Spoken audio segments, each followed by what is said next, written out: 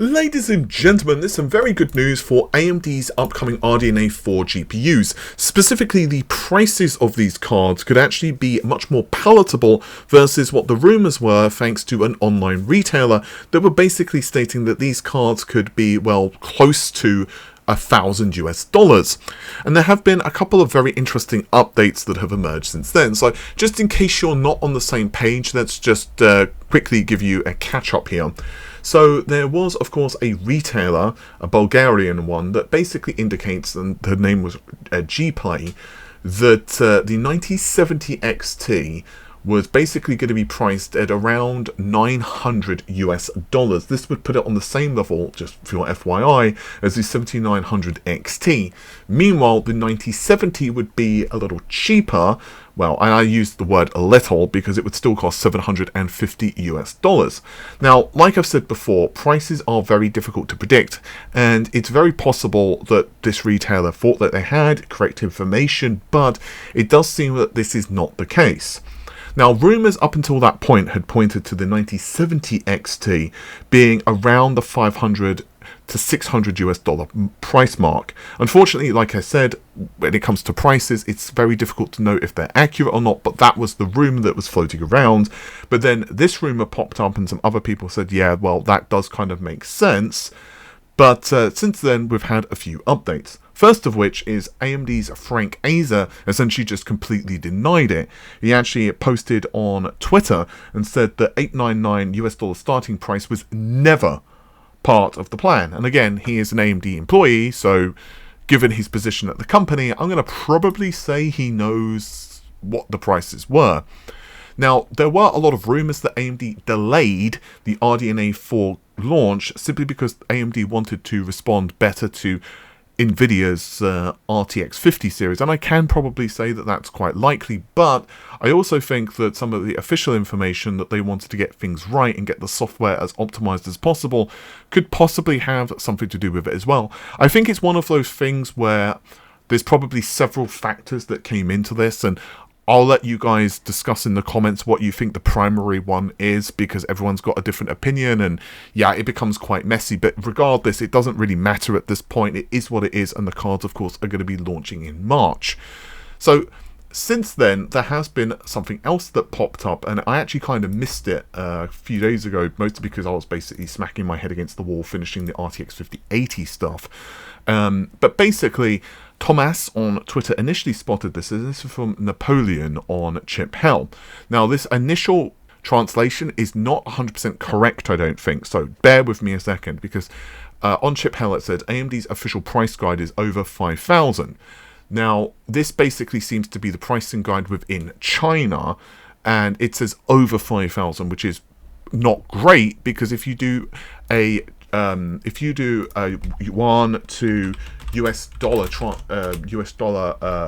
conversion, and you put like $5,000, which I'm just doing here, $5,000, you're looking at around $700 US, which is quite expensive. But if we scroll down a little bit, it seems that there's a little bit of additional information from people who can natively speak the language and read the language.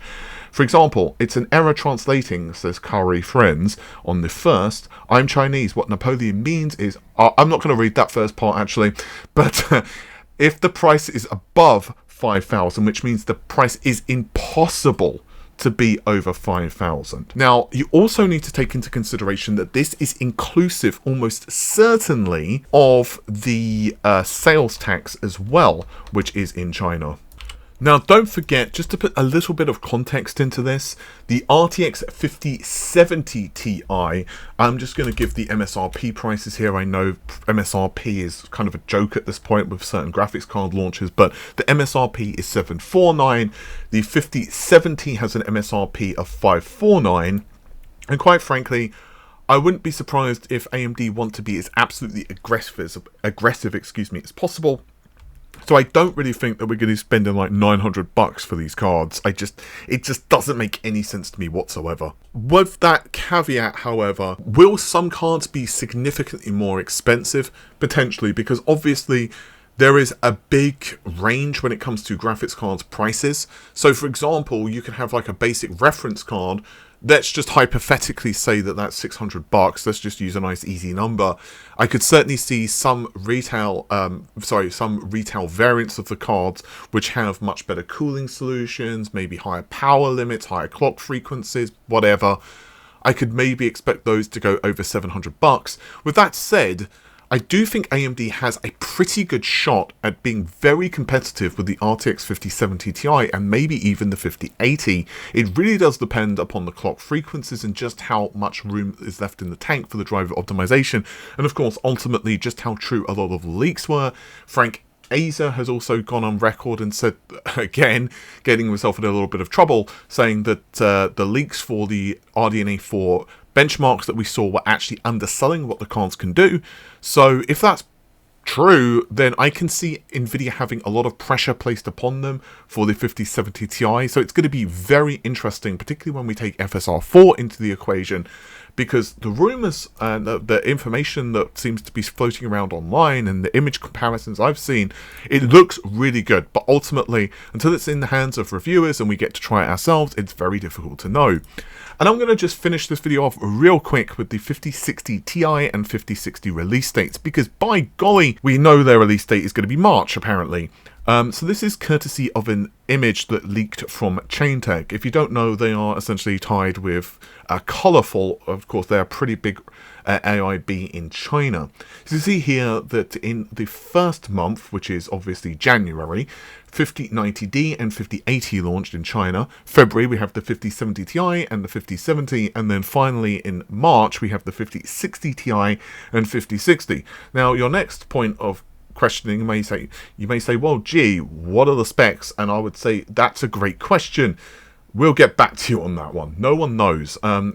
We do know that the 5060 Ti and 5060 have a memory configuration almost certainly of 128-bit bus. So it seems that the 5060 Ti has a dual SKU. It has 16 and 8 GB. I really don't understand why they're doing the 8 GB variant, to be honest with you, but what have you. And then obviously the 5060 only has 8 GB, which, I mean, the only good logical thing I can say about that is that it may be a bit cheaper, but I don't know, 8 GB, I suppose it depends on the performance where it falls, but 8 GB is just a bit anemic.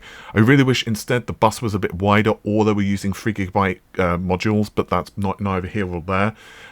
But it's going to be very interesting to see what the prices are. Again, we do not know what the prices are at this point. The 4060 Ti for the 8 GB model was $399 and the 4060 was $299. So it will be interesting to see what Nvidia does for the prices, but as for the CUDA core count, we have no clue at this point. It's going to be very interesting though to see what the advertising is like around the 5060, and also to see what happens with Intel and AMD's own own competitive products as well. It's going to be a good time to be a PC gamer with that said. Anyway, take care of yourselves, guys. Normal service will resume from me from next week in terms of going on camera and stuff like that. But yeah, with that said, take care of yourselves. Bye for now.